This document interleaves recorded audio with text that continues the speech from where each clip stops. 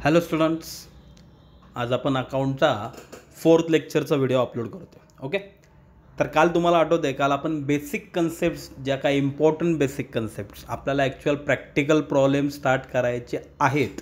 आपण chapter 3वर direct मी उडी मारणार आहे, चॅप्टर 3ला स्टार्ट करणार आहे. पण त्याच्या अगोदर चॅप्टर 1 and 2 कंप्लीट घ्यायची गरज नाही, पण त्यातल्या ज्या महत्त्वाच्या बेसिक अँड इम्पॉर्टंट कन्सेप्ट्स आहेत की ज्या घेतल्याशिवाय आपल्याला चॅप्टर 3मधलं प्रॉब्लेम जे आपण स्टार्ट करणार आहोत ना, ते प्रॉब्लेम्स कदाचित कळणं अवघड जाईल. त्यामुळं मी ह्या इम्पॉर्टंट कन्सेप्ट्स काल मी घ्यायला सुरुवात केली. ओके, तर काल बऱ्यापैकी आपण types of transactions, capital and drawings आठवत असेल ना तुम्हाला, गुड्स म्हणजे काय, हे बऱ्यापैकी आय थिंक 5 का 6 कन्सेप्ट्स, आपण 6 कन्सेप्ट्स आय थिंक त्या आपल्या काल क्लिअर झाल्या. त्या तुम्ही सगळ्यांनीच बऱ्यापैकी सगळ्यांनीच म्हणाल मी, पण सगळ्यांनी तुम्ही होमवर्क मला प्रॉपर सेंड केला. ओके, जे करत नसतील त्यांनी प्लीज परत एकदा ते होमवर्क्स, तुमची नोटबुक कंपल्सरी प्रॉपरली प्रिपेअर करत ठेवत जावा. अदरवाईज तुमची बुक जर व्यवस्थित कंप्लीट नसेल तर तुम्हाला यापुढंचं अकाउंट्स कळायला अवघड जाईल. कारण तुम्ही जो बेसिक कन्सेप्ट जर बुडवत असाल तर तुम्हाला प्रॉब्लेममधलं काही समजणार नाही. ओके, तर ठीक आहे, मग आपण काल जिथं आपण लेक्चर स्टॉप केलं तर तिथनंच पुढं आपण आता कंटिन्यू करू. काल आपल्या 6 कन्सेप्ट झाल्या, बरोबर आहे. आज आपण त्याच्या पुढं बघू 7th आणि 8th. तुम्हाला स्क्रीनवर दिसते trade discount and cash discount. Okay, short form पण दिला आहे. Trade discount is denoted by TD and cash discount is denoted by CD. त्यालाच आपण TD आणि CD म्हणजे तुम्ही म्हणता सर शॉर्ट फॉर्म, ज्या वेळेस मी शॉर्ट फॉर्म मेन्शन केलेला असतो ह्याचा अर्थ तो शॉर्ट फॉर्म आपल्याला प्रॉब्लेममध्ये ॲप्लाय केला तरी चालतो. म्हणजे तुम्हाला मी ट्रेड डिस्काउंटला TD का म्हणतात ते शॉर्ट फॉर्ममध्ये का दाखवलं, कारण कधीकधी प्रॉब्लेममध्ये सुद्धा TD हा शब्द वापरला जातो. मग तुम्हाला लक्षात आलं पाहिजे, अरे TD म्हणजे ट्रेड डिस्काउंट, CD म्हणजे कॅश डिस्काउंट. म्हणजे मी ज्यावेळेस शॉर्ट फॉर्म मेन्शन करतो त्यावेळेस ते शॉर्ट फॉर्म तुम्हीसुद्धा पाठ करणं गरजेचं आहे. प्रत्येक वेळेस मी शॉर्ट फॉर्म लिहित नसतो, बरोबर आहे ना, पण ज्यावेळेस मी शॉर्ट फॉर्म वापरायला असतो ह्याचा अर्थ तो गरजेचा आहे, इम्पॉर्टंट आहे. म्हणजे तुम्ही शॉर्ट फॉर्मसुद्धा लक्षात ठेवणं गरजेचं आहे. ओके, चला मग सगळ्यात महत्त्वाचं दोघांमध्ये एक गोष्ट कॉमन आहे, ती म्हणजे कुठली तर डिस्काउंट. आता डिस्काउंट तुम्हाला माहिती आहे, डिस्काउंट आपण भरपूर ठिकाणी बाबा आजकाल आपण शॉपिंग करायला बाहेर पडलो तर दुकानात पण तुम्हाला दिसतं बाबा 10% डिस्काउंट, 20% डिस्काउंट. आपण 10thला असतानासुद्धा मीच शिकवलं तुम्हाला अल्जेब्रामध्ये. डिस्काउंट म्हणजे काय, तर शॉपकीपर, सेलर आपले जे पैसे कमी करतो. म्हणजे फॉर एक्झाम्पल एखादं प्रोडक्ट 500 रुपीजला, आपण एखाद्या शर्टच्या दुकानात गेलो, आपल्याला एखादा शर्ट आवडला, त्याच्यावर printed price, MRP, listing price पण म्हणतात त्याला, लिस्ट प्राईस पण म्हणतात, कॅटलॉग प्राईस पण म्हणतात, भरपूर शब्द आहे, बरोबर आहे. मग जी काय MRP असते, जी काय छापील किंमत असते, समजा 500 रुपयाचा तो शर्ट असेल, आपल्याला तो आवडला आणि आपण घेण्यापूर्वी एकदा शॉपकीपरला विचारून बघायला काय जाते, म्हणून त्याला विचारलं 500ला काहीतरी कमी करा. मग त्यांनी बाबा आपल्याला 450 रुपीज, 450 रुपयाला जर तो शर्ट दिला तर ह्याचा अर्थ त्यांनी 50 रुपये, 50 रुपीज आपले कमी केले. त्यालाच काय म्हणतो आपण, डिस्काउंट म्हणतो. हे आपल्याला माहिती आहे, हे जनरल नॉलेज आहे. तुम्ही 10वीपर्यंत आलं आहे म्हणल्यावर तुम्हाला एवढं तर नक्कीच कळतं. पण त्यात पण 2 प्रकार असतात, ट्रेड डिस्काउंट आणि कॅश डिस्काउंट. तर नीट बघा, ट्रेड डिस्काउंट म्हणजे काय. ट्रेड डिस्काउंट म्हणजे काय, आता फॉर एक्झाम्पल तुम्ही डेअरी मिल्क, कॅडबरी नॉर्मली खाता, 5 रुपयाला डेअरी मिल्क भेटते, तुम्हालासुद्धा माहिती आहे. आपण जेव्हा दुकानात डेअरी मिल्कची कॅडबरी आणायला जातो तर आपल्याला ती 5 रुपयालाच भेटते, कारण आपण ती म्हणत नाही बाबा 4ला द्या, 3ला द्या. तिथं बार्गेनिंग करत नाही, कारण त्याच्यावर प्रिंटेड प्राईज आहे, छापील किंमत आहे 5 रुपये. त्यामुळं आपण पण काय शॉपकीपरला बोलत नाही, डायरेक्ट 5 रुपये त्याच्या हातात ठेवतो आणि कॅडबरी आपण परचेस करतो, बरोबर आहे. पण ती जी कॅडबरी असते त्याच्यावर प्रिंटेड प्राईस जरी 5 रुपये असली, ती शॉपकीपरला मात्र 5ला पडत नाही ना. हाच शॉपकीपर, हाच सेलर ती कॅडबरी कुणाकडनं आणतो, होलसेलरकडनं आणतो, बरोबर आहे ना. मग समजा असं ॲज्युम करा बाबा पुण्यात कॅडबरीचं होलसेलचं दुकान कुठेतरी आहे. मग समजा हा शॉपकीपर जेव्हा त्या होलसेलरकडे जातो, होलसेलर त्याला ती कॅडबरी कितीला सेल करतो, 4 रुपयाला सेल करतो, बरोबर आहे ना. म्हणजे दुकानदाराला ती कॅडबरी कितीला पडलेली असते, 4 रुपयाला तो परचेस करतो. आणि आपल्याला मीन्स आपण कोण झालो, कस्टमर, बरोबर आहे. आपल्याला ती कॅडबरी तो MRPला, दॅट मीन्स 5 रुपीज, 5 रुपयाला विकतो. मग मधला जो 1 रुपया आहे तो त्या सेलरचा, दुकानदाराचा काय झाला, प्रॉफिट झाला, नक्की कळतं मी काय बोलतो ते? एक मिनटं. म्हणजे आपल्याला कस्टमरला ती 5 रुपीजला असते, कारण त्याच्यावर MRPच असते 5 रुपये. पण शॉपकीपर दुकानदार मात्र ज्या होलसेलरकडनं परचेस करतो, होलसेलर त्याला देताना ती कॅडबरी 4 रुपयाला देत असतो. म्हणजे थोडक्यात होलसेलर त्याला 1 रुपया, त्याला म्हणजे कोणाला, सेलरला 1 रुपया काय देतो, डिस्काउंट देतो. की जो डिस्काउंट कशावर दिला जातो, लिस्ट प्राईस, छापील किमतीवर, MRPवर जो डिस्काउंट दिला जातो ना, it is called trade discount. कळलं नक्की? म्हणजे थोडक्यात दुकानदाराला जो डिस्काउंट मिळतो ना शॉपकीपरला, तो ट्रेड डिस्काउंट असतो. नक्की कळतं मी काय बोलतो? म्हणजे MRP 5 रुपयेच आहे, मग तो शॉपकीपर काय म्हणणार, अहो कॅडबरी 5 रुपयाला, मला कितीला पडणार? मग होलसेलर त्याला 4 रुपयाला देतो. म्हणजे ह्याचा अर्थ MRPवर जे पैसे कमी केले जातात ना, त्याला ट्रेड डिस्काउंट म्हणतात. आणि कॅश डिस्काउंट म्हणजे काय, आपण मीन्स कस्टमर, आपण समजा एखाद्या दुकानात गेलो, 5 रुपयाला कॅडबरी होतीच, बरोबर आहे. मग आपण काय विचार केला, 1-2 नाही, आपण त्या काकांना काय म्हणलो, मला पूर्ण तो अख्खाच्या अख्खा बॉक्स पाहिजे. समजा त्यामध्ये किती कॅडबरी असतील, 100 कॅडबऱ्यांचा मोठा बॉक्स होता. मग आपण त्यांना सांगितलं, मला सिंगल नको, मला डायरेक्ट 100 कॅडबऱ्या पाहिजेत, 100. मग त्यांनी लगेच कॅल्क्युलेशन, आपल्याला पण जमतं, 100 × 5, एक कॅडबरी 5 रुपयाची म्हणल्यावर 100 कॅडबऱ्यांचे किती झाले बाबा, 500 रुपये झाले एका बॉक्सचे. मग अशा वेळेस आपण शॉपकीपरला, आपण त्या दुकानदाराला म्हणू शकतो ना, काका बघा मी सगळ्या घेतल्यात, अख्खाच्या अख्खा बॉक्स घेतल्यात, काहीतरी कमी करा, बरोबर आहे ना. मग तो शॉपकीपर काय करतो, तुम्ही कॅश पेमेंट करताय म्हणून तो पण म्हणतो, ठीक आहे बाबा एक काम कर, 480 रुपीज, 480 रुपये दे, चल बाबा आणि जा तो अख्खा बॉक्स घेऊन जा. मग थोडक्यात एवढा आपण माल परचेस केला लार्ज क्वांटिटीमध्ये आणि पेमेंट पण आपण कॅश करतोय. मग हक्काने आपण त्या समोरच्या माणसाला, सेलरला सांगितलं की बाबा मी कॅश पेमेंट करतोय, माझे काहीतरी पैसे कमी कर. म्हणून त्यांनी 480 रुपीज, म्हणजे थोडक्यात 500 रुपयाच्या कॅडबऱ्या त्यांनी आपल्याला 480मध्येच दिल्या. दॅट मीन्स 20 रुपीज, 20 रुपये पण त्यांनी आपले कमी केले, बरोबर ना. मग हे 20 रुपये का कमी केले, कारण आपण त्याला पेमेंट कसं करतोय, इमिजिएटली करतोय आणि कॅश करतोय, त्यामुळं त्यांनी आपले 20 रुपये कमी केले. आणि त्याचा माल पण एकदम लार्ज क्वांटिटी त्याचा सेल झाला, मोठ्या प्रमाणात त्याच्या सगळ्याच्या अख्खाच्या अख्खा बॉक्स जर त्याचा ॲट द वन टाईम, एकाच वन स्ट्रोकमध्ये जर विकला जात असेल, तर तो का नाही आपले पैसे कमी करणार, बरोबर आहे ना.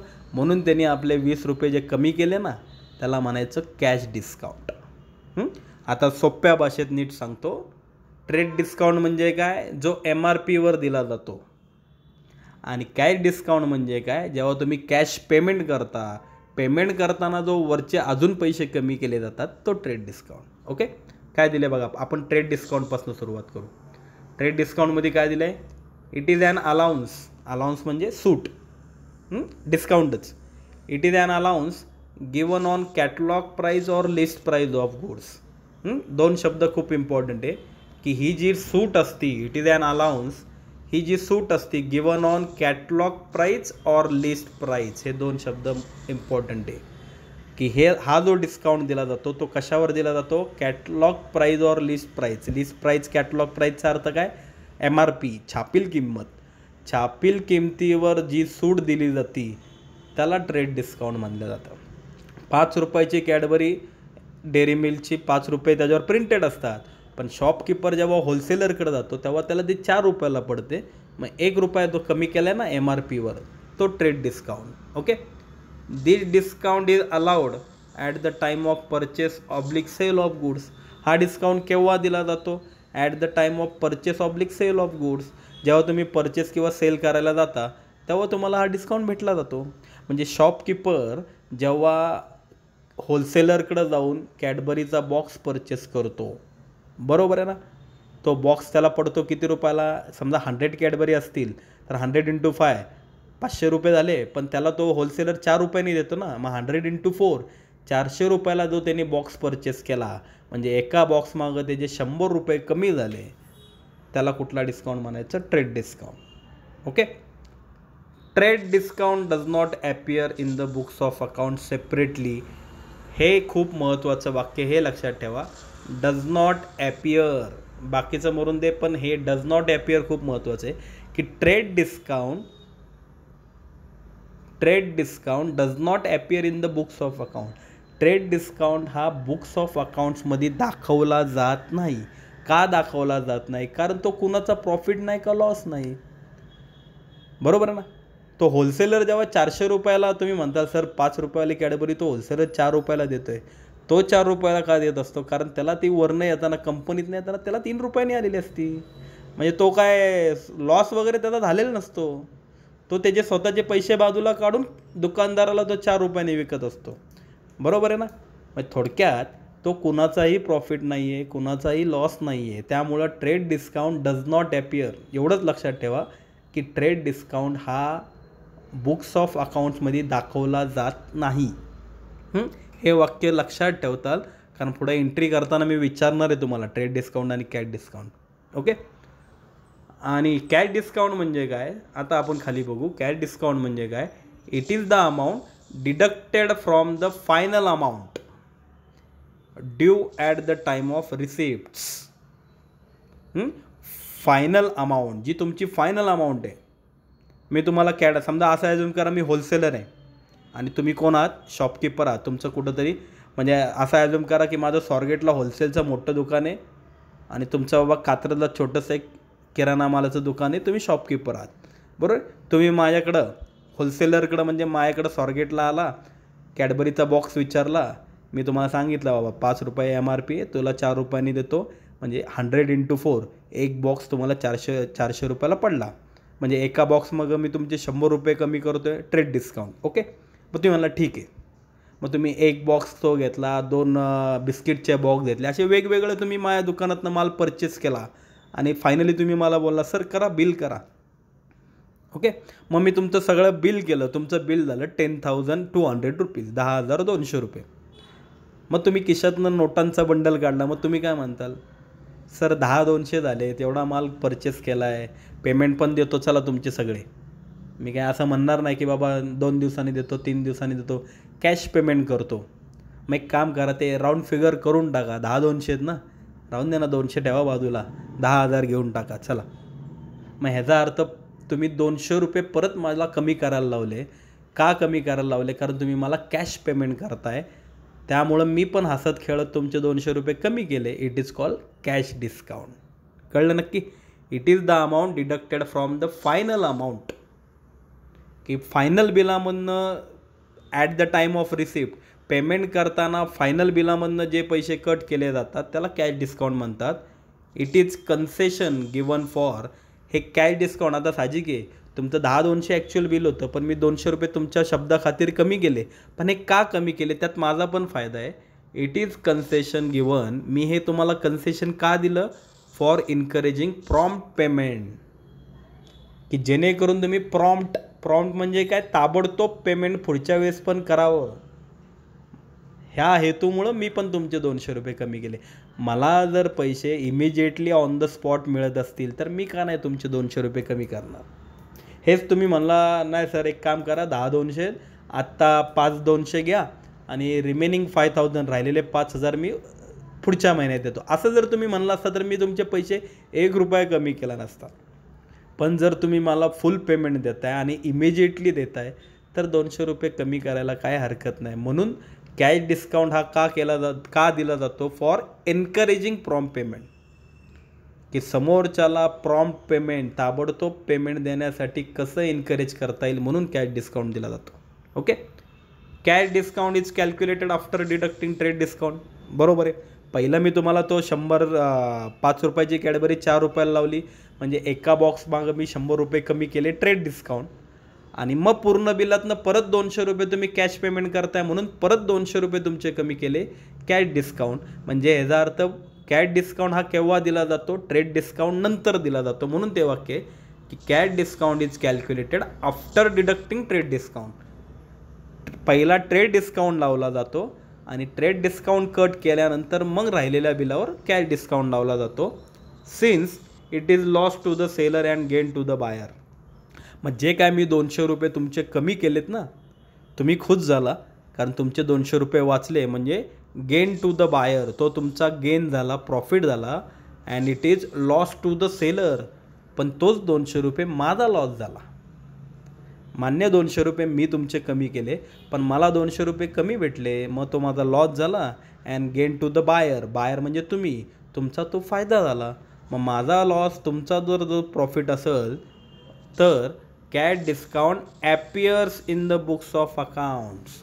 सगळ्यात महत्त्वाचं, वर मी तुम्हाला एक सांगितलं होतं, मी सगळं कॅन्सल करतो. मी वर काय सांगितलेलं होतं की ट्रेड डिस्काउंट, इथं बघा, does not appear. Trade discount हा दाखवला जात नाही. का दाखवला जात नाही? कारण तो कोणाचा प्रॉफिट नसतो, कोणाचा लॉस नसतो. पण कॅट डिस्काउंट हा कुणाचा तरी प्रॉफिट असतो आणि कुणाचा तरी लॉस असतो. त्यामुळं cash discount appears in the books of accounts. Cash discount हा अकाउंटच्या बुक्समध्ये दाखवला जातो. ओके, मग थोडक्यात 2 डिस्काउंटचे प्रकार आहे. तुम्ही फक्त एवढंच लक्षात ठेवताल, TD आणि CD, आणि त्यात पण मिनिंग वगैरे मरून दे. पण एक गोष्ट लक्षात ठेवायची की TD दाखवला जात नाही आणि CD दाखवला जातो. ओके, त्यानंतर नेक्स्ट वन बघू, 9th आणि 10th, ट्रेडिंग कन्सर्न आणि नॉन फॉर प्रॉफिट कन्सर्न. बघा जरा नीट लक्ष द्या. आपण रस्त्याने फिरताना बघतो भरपूर सारे बिझनेस आपल्याला रस्त्यावर दिसतात. म्हणजे आता आपलं एक लक्ष द्या की आपण रस्त्याने फिरताना आपल्याला एक मोबाईल शॉपी दिसली आहे आणि त्याच मोबाईल शॉपीच्या शेजारी एक समजा क्लास आहे, श्री क्लास. आपलं असं अज्यूम करा की मोबाईल शॉपी पण आहे आणि मोबाईल शॉपीच्या शेजारी श्री क्लास पण आहे. श्री क्लासवाले पण पैसे कमवतात आणि तो मोबाईल शॉपीवाला पण पैसे कमवतो. पण दोघांमध्ये फरक आहे. मोबाईल शॉपीवाला जो पैसे कमवतो ना, तो कशातनं कमवतो? Purchase and sale. मग तुम्ही त्याला विचारलं मोबाईल शॉपी का टाकली, तो म्हणला मी पैसे कमवण्यासाठी टाकले, मला बिझनेस करायचा आहे, पैसे कमवायचे आहे. मग तो पैसे कसे कमवतो? परचेस, कुठल्या तरी कंपनीतनं मोबाईल स्वस्तात परचेस करतो 8,000ला, अँड सेलिंग टू कस्टमर्स, आणि तोच मोबाईल 8चा मोबाईल कस्टमरला 10ला विकतो, आणि मधला जो डिफरन्स आहे 2,000 3,000, तो त्याचा काय असतो? प्रॉफिट असतो. अशा प्रकारे तो मोबाईलवाला पैसे कमवतो. प्रॉफिट कशातनं कमवतो? तो परचेस अँड सेल्समधून. मग शेजारी क्लासमध्ये गेला, क्लासवाल्यांना विचारलं तुम्ही पैसे कमवता का? कमवतो, पण आम्ही पैसे परचेस अँड सेल्स, क्लासमध्ये आल्यावर तुम्हाला कुठलीही वस्तू विकली जात नाही की तुम्ही क्लासवाल्यांना पैसे दिलेत आणि त्या पैशाच्या बदल्यात क्लासमधनं तुम्हाला कुठली तरी वस्तू विकली आहे, दा बाबा बेंच घेऊन जा क्लासमधला, असं असतं का? नाही. मग क्लासमध्ये तुम्ही पैसे का पेड करता? Bye rendering services. क्लासवाले पैसे कमवतात पण सर्व्हिस देतात. तुम्हाला क्लासमध्ये आल्यावर आम्ही शिकवतो, त्या शिकवल्याबद्दल तुम्ही आम्हाला पैसे देता. म्हणजे आम्ही क्लास हा परचेस अँड सेलसाठी टाकलेला नाही, आम्हाला प्रॉफिट कमवायचंच नाही आहे. आम्ही फक्त क्लास का टाकला आहे? तर rendering service to the society. आमच्याकडून समाजाला काहीतरी ज्ञान मिळावं, नॉलेज मिळावं, आजूबाजूच्या मुलांना बाबा 2-4 गोष्टी कळाव्या म्हणून क्लास टाकला आहे, आणि त्यातनं आम्ही पैसे कमवते, म्हणून त्याला नॉन फॉर प्रॉफिट कन्सर्न म्हणतात. कळलं? लक्षात येईल तुमच्या. ट्रेडिंग कन्सर्न म्हणजे काय? अ बिझनेस कन्सर्न, सॉरी एक मिनटं,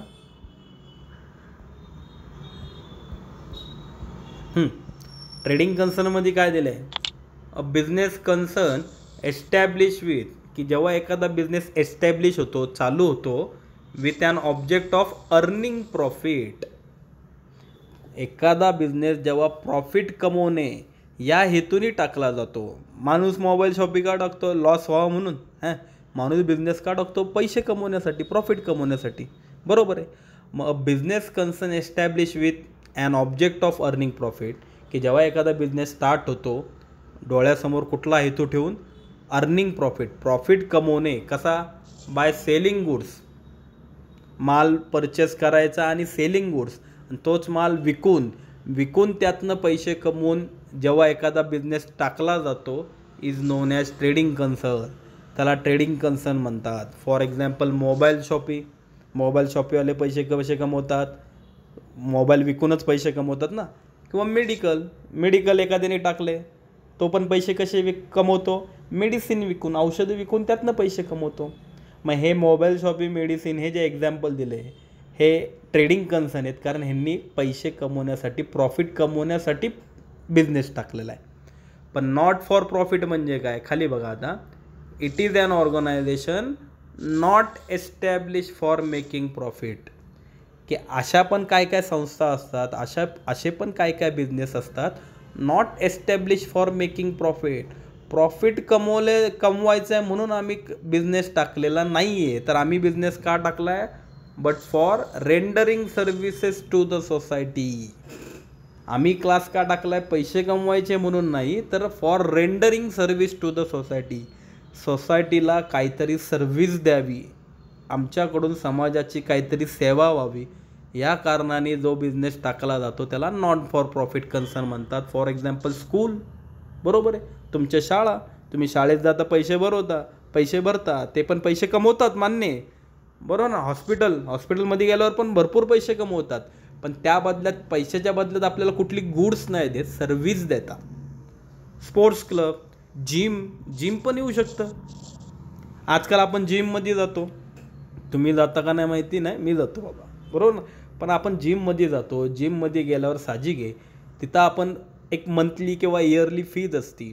बाबा महिन्याचे 500 रुपये असतील तर 500 रुपये आपण महिन्याला पेड करतो जिमचे. पण ते 500 रुपयाच्या बदल्यात ते काय आपल्याला देत नाही. आपल्याकडनं 500 रुपये कसले घेतात? तर आपण जिममध्ये जाऊन जे त्यांचे इक्विपमेंट्स, मटेरियल यूज करतो, म्हणजे आपण डंबेल्स घेतो, डंबेल्स मारतो, परत तिथं ठेवतोच ना. का बाबा येता येता आपल्यावर डंबेल्स घरी घेऊन येतो? नाही येत. आपण डंबेल्स फक्त यूज करतो आणि तिथंच ठेवतो. त्या सर्व्हिसचे ते आपल्याकडनं 500 रुपये महिन्याला घेतात, बरोबर आहे. त्याला नॉन फॉर प्रॉफिट कन्सर्न. नक्की कळलं? बिझनेसमध्ये पण 2 टाईप्स आहेत, trading concern and non for profit concern. आणि अजून एक इम्पॉर्टंट गोष्ट म्हणजे या शेवटच्या 2 गोष्टी, इथपर्यंत आपला थेरी पार्ट कंप्लीट झाला. मग नेक्स्ट वीकपासून आपण प्रॉब्लेमला स्टार्ट करू. म्हणजे जे तुम्हाला मेन इम्पॉर्टंट शिकवायचं ना, ते आपलं नेक्स्ट वीकमध्ये चालू आहे. ओके, बघूया शेवटच्या 2 concepts, accounting year and goodwill. आता अकाउंटिंग इयर म्हणजे काय? कॅलेंडर तर प्रत्येकाला माहिती आहे बाबा. कॅलेंडर इयर केव्हापासून स्टार्ट होतं? सर बाबा, कॅलेंडरमधला फर्स्ट मंथ, पहिला महिना असतो जानेवारी, म्हणजे 1 जानेवारी, 1 जानेवारीला वर्ष चालू होतं अँड एंड्स ऑन, केव्हा संपतं? 31 डिसेंबरला वर्ष संपतं. हे झालं कॅलेंडर इयर. पण तुम्ही उद्या कंपनीमध्ये कामाला लागला, कुठल्याही कंपनीमध्ये कामाला लागला, तर कंपनीचं सुद्धा एक फायनान्शियल इयर असतं, आर्थिक वर्ष असतं. पण त्यांच्यात आणि आपल्यात फरक काय? कंपनीचं इयर जे स्टार्ट होतं ते स्टार्ट होतं 1 एप्रिलला. आपलं कॅलेंडरमधनं वर्ष चालू होतं जानेवारीत, मान्य मला, पण 1 एप्रिल हा कंपनीच्या दृष्टिकोनातनं त्यांचा वर्षाचा पहिला दिवस 1 एप्रिल. मग आता नीट बघा, 1 एप्रिलला जर असंच मधी वर्ष जर चालू झालं तर 1 एप्रिलच्या आधीचा दिवस कुठला हो? एप्रिलच्या आधीचा दिवस कुठला? 31 मार्च ना. म्हणजे याचा अर्थ 31 मार्चला वर्ष संपतं. म्हणजे थोडक्यात आत्ता कुठला कुठलं इयर चालू आहे? 2020. मग जेव्हा 1 एप्रिल 2020 ही डेट आली ना, तेव्हा 1 एप्रिल 2020ला अकाउंटिंग इयर स्टार्ट झालं होतं कंपन्यांचं. आणि आता ते कधी संपणार? पुढच्या वर्षी 31 मार्च 2021ला ते वर्ष संपणार. म्हणजे ते थोडक्यात चालू कसं होतं? एप्रिल टू मार्च असं चालू असतं. उद्या जर तुम्हाला कंपनीत जॉब जर चालू असेल, वेकन्सी, जॉबसाठी जर कुठे ॲप्लाय करत असताल, तर एप्रिल महिन्यात पटापट तुम्हाला जॉब भेटून जातील, कारण तेव्हा नवीन वर्ष असतं. पण तुम्ही मार्चमध्ये, जानेवारीमध्ये जर ट्राय करत असताल जॉबसाठी, तर नॉर्मली ह्या पिरियडमध्ये जॉब भेटत नाही, कारण त्यांचं क्लोजिंग पिरियड चालू असतो. मार्चमध्ये तर वर्ष संपतं, मग तेव्हा तुम्हाला कोण जॉबला घेणार आहे? त्यापेक्षा बाबा एप्रिलमध्ये आमचं नवीन वर्ष चालू होईल. कळलं? मग थोडक्यात कंपनीचा हिशोब जो असतो तो 1 वर्षाचा असतो. अकाउंटिंग इयर तो जो काय पिरियड असतो ऑफ 12 मंथ्स, तो 12 महिन्याचा पिरियड असतो. And it starts from 1 April and ends on 31 March. Okay, काय दिले बघा.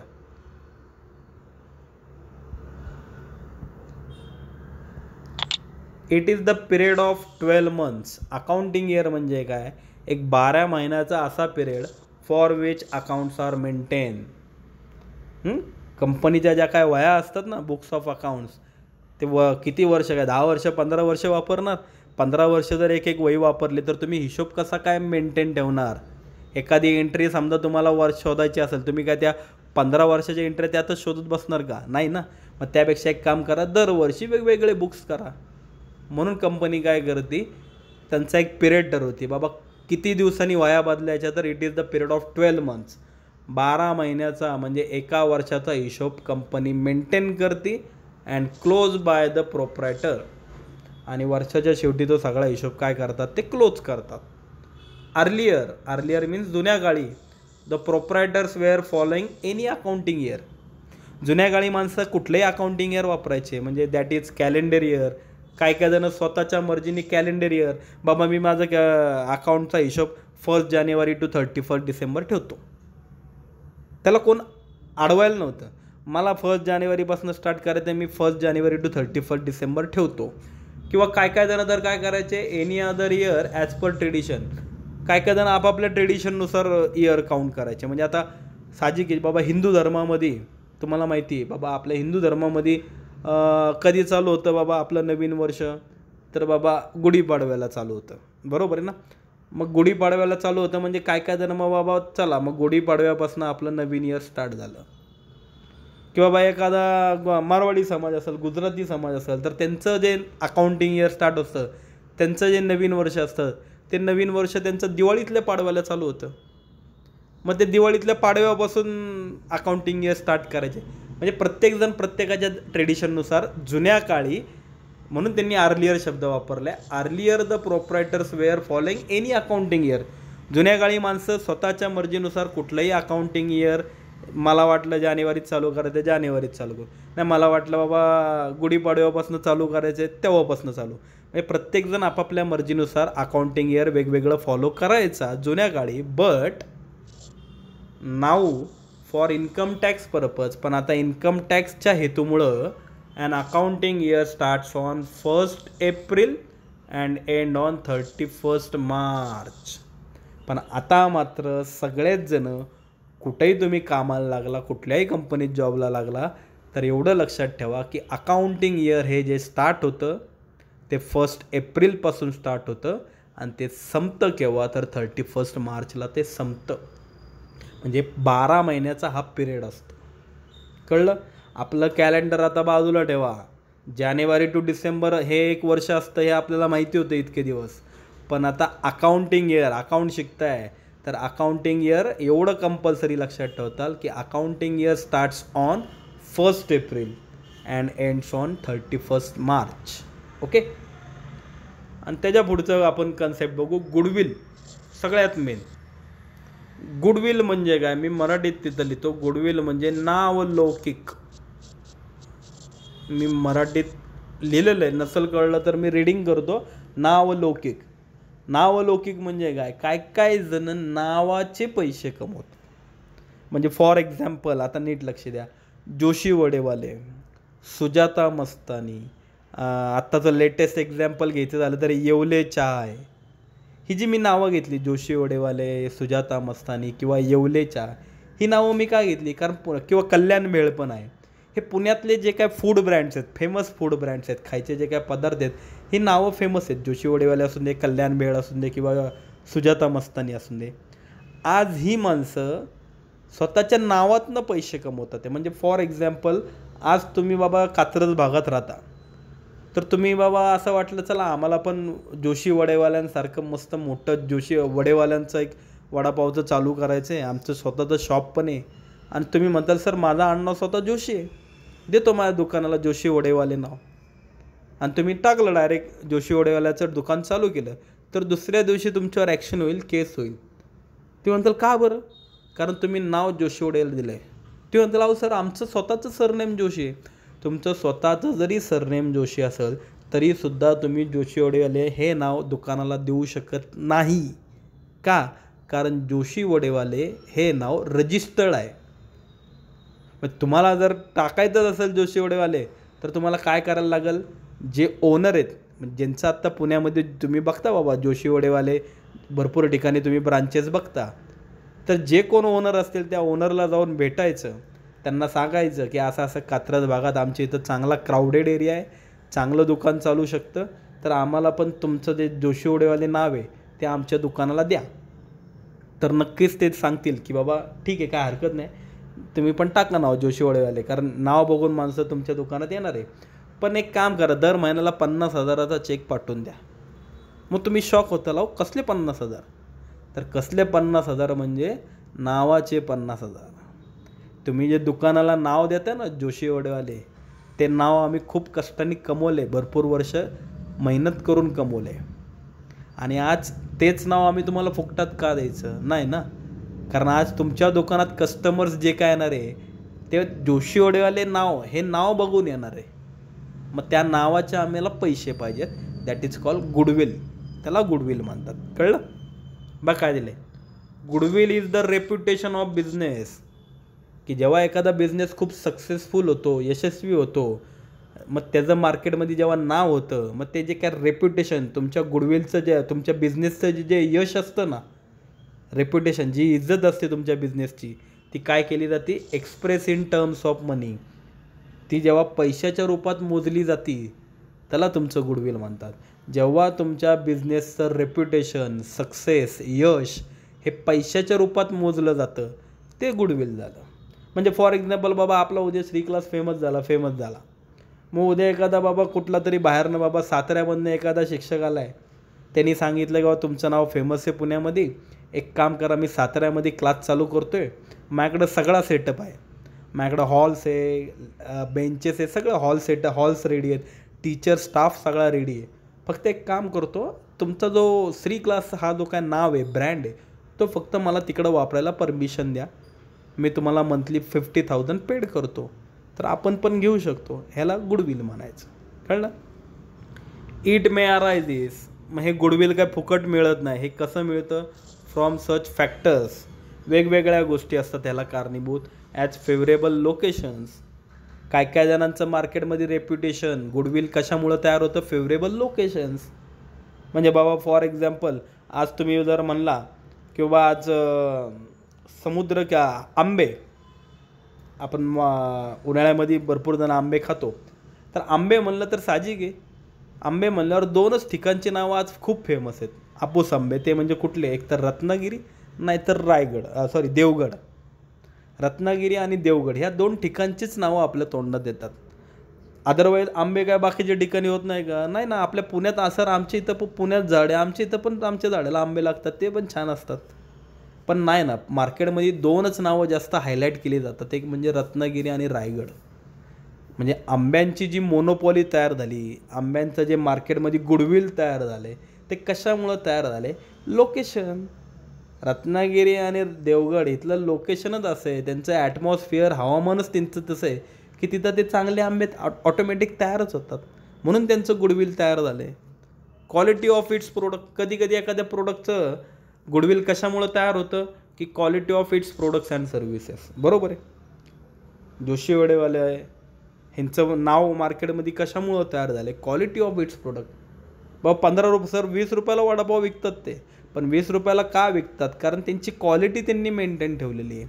बाहेर 10 रुपयाला 5 रुपयाला पण वडापाव भेटतो, मग तिथं जोशी वडेवाल्यांकडे जाऊन 20 रुपयाला का खायचा बाबा? तर का खायचा? कारण त्यांनी क्वालिटी मेंटेन केली आहे. आज 20 रुपये तर 20 रुपये, पण 20 रुपये प्राईज असूनसुद्धा दुकानात गर्दी आहे, डिमांड आहे, कारण त्यांनी त्यांच्या क्वालिटीवर त्यांचं गुडविल तयार केलं आहे. किंवा कधी कस्टमर सॅटिस्फॅक्शन. एखाद्या प्रोडक्टचं गुडविल कशामुळं तयार होतं? Customer satisfaction. बाबा आता फॉर एक्झाम्पल श्री क्लास का बाबा नावात फेमस झालं मार्केटमध्ये? का श्री क्लासचं गुडविल तयार झालं? कारण कस्टमर सॅटिस्फॅक्शन. मी शिकवलेलं जर तुम्हाला कळलं तरच तुम्ही 4 जणांना सांगणार ना, अरे सरांनी शिकवलेलं कळतं. तुमचं सॅटिस्फॅक्शन झालं तर तुम्ही आज मार्केटमध्ये 4 जणांना सांगता, आणि माउथ पब्लिसिटीमुळं तुम्ही कस्टमर्स माझे वाढवत जाता, आणि हळूहळू माझे कस्टमर्स वाढवत गेले की आम्ही फेमस व्हायला लागतो. मग आमचं पण गुडविल तयार होत झालं. पण हे कशामुळं तयार झालं? तर कस्टमर सॅटिस्फॅक्शन. कळलं? मग गुडविलचा अर्थ कळला का? की मार्केटमध्ये इतकं फेमस व्हायचं की नावाचे सुद्धा पैसे भेटले पाहिजेत, त्याला गुडविल म्हणायचं. मग गुडविल एक प्रकारे आपली काय झाली? ॲसेट झाली. आता तुम्ही म्हणता सर ॲसेट म्हणजे काय? तर ॲसेट आणि लायबिलिटीचा अर्थ नेक्स्ट लेक्चरमध्ये बघू. ठीक आहे? म्हणजे आज आपण टोटल 6 कन्सेप्ट, लास्ट लेक्चरला आपल्या 6 झाल्या ना, आज आपण 6 बघितल्या, पुढच्या 6 बघितल्या. Trade discount, cash discount, trading concern, not for profit concern, accounting air आणि गुडविल. ओके, अशा टोटल 6 कन्सेप्ट्स बघितल्यात. थेरी पोर्शन आपला कंप्लीट झाला. नेक्स्ट लेक्चर अजिबात मिस करू नका, कारण ते इम्पॉर्टंट लेक्चर्स आहेत, कारण त्याला मी प्रॉब्लेमला सुरुवात करतो आहे. ओके, माझा जो थेरी पार्ट होता तो एक प्रकारे मी कंप्लीट करून घेतलेला आहे. आज जेवढं जे 6 कन्सेप्ट आजच्या झाल्या त्या नोट डाऊन करून घ्या. व्हिडिओमध्ये नसल दिसल्या तर टेन्शन घेऊ नका, मी स्क्रीनशॉट पाठवते. Okay, bye.